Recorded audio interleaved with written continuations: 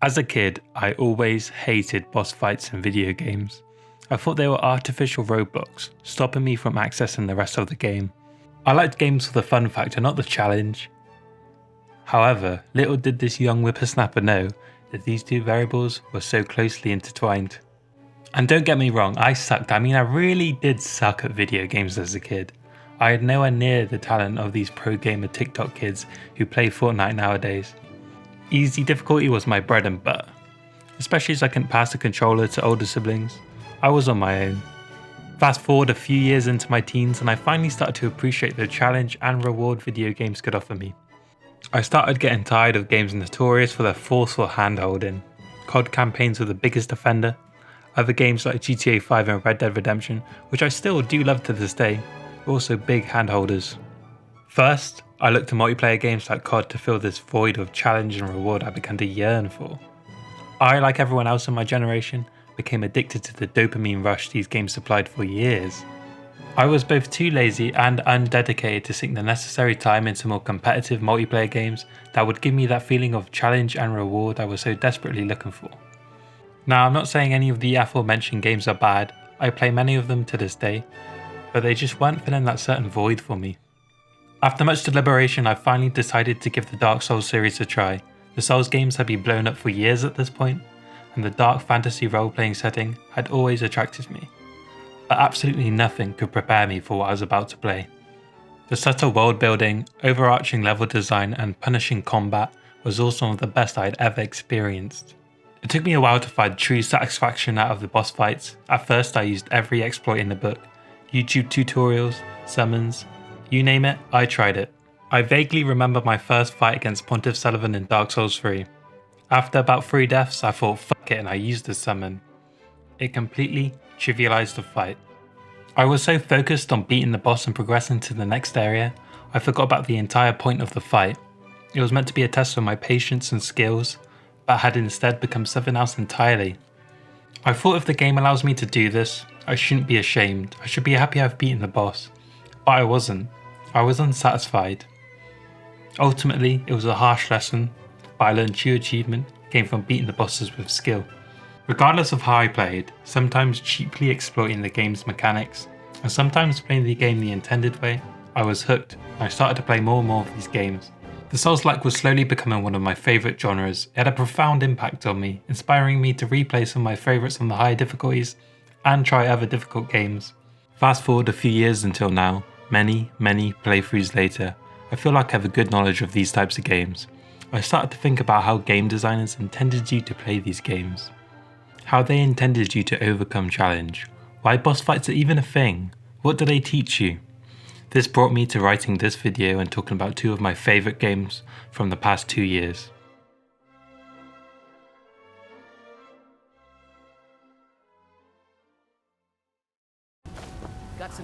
I don't claim to be the best video game theorist in Skyrim? Not even close. I just love talking about games I love, so don't take anything I say as video game design gospel. With that being said, the concept of the Gatekeeper boss fight is quite simple really.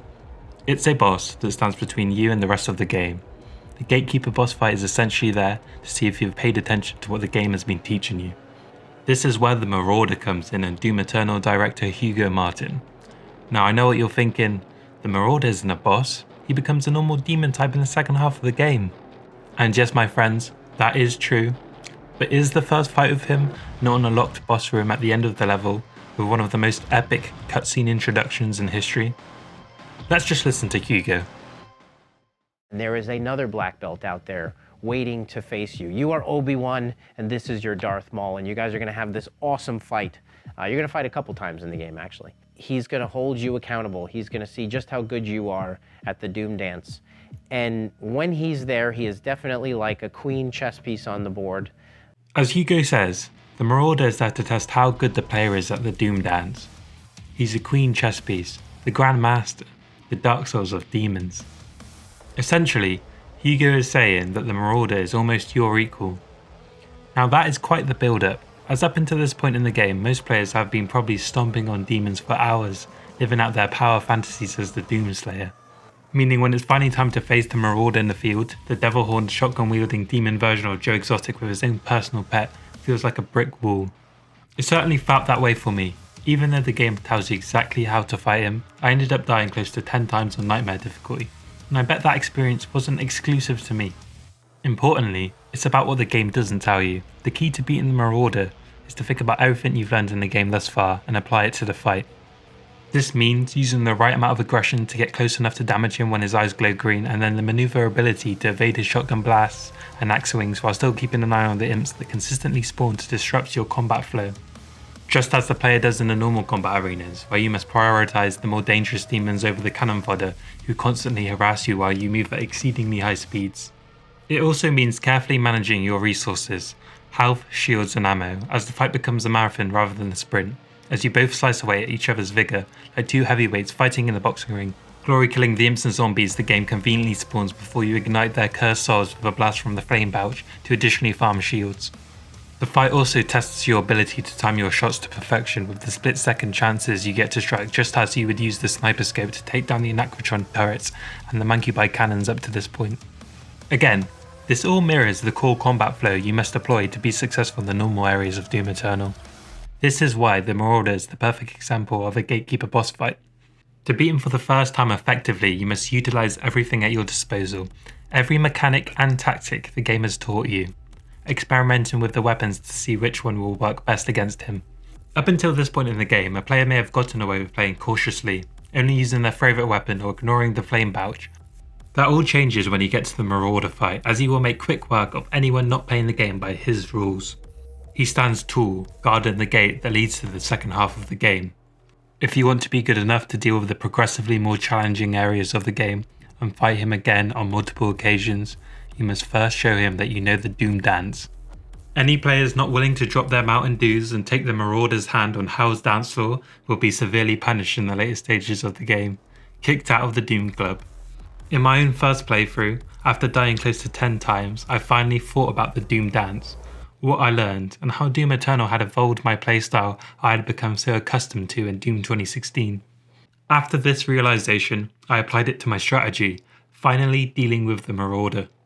From that moment on, the Marauder did not feel nearly as difficult. After facing him a few more times, his fights felt more natural, and I fell into the same routine I had fell into when fighting the game's other array of demons. This, my friends, is how I realised the power of Gatekeeper boss fights, and how they effectively improved both my success and enjoyment of the game, as I eternalised everything Doom Eternal had taught me. Pun intended. Instead of some boss fights where you only learn a certain gimmick or moveset that is key to defeating the boss, Gatekeeper boss fights test your ability to use everything the game has taught you to succeed, therefore becoming a much more rewarding experience in the process instead of just a frustrating challenge. Now, there are countless examples of great Gatekeeper boss fights, but another example is one in a game close to my heart. Like Doom Eternal, a game which asks you to perfect one playstyle to succeed. That game is Sekiro: Shadows Die Twice.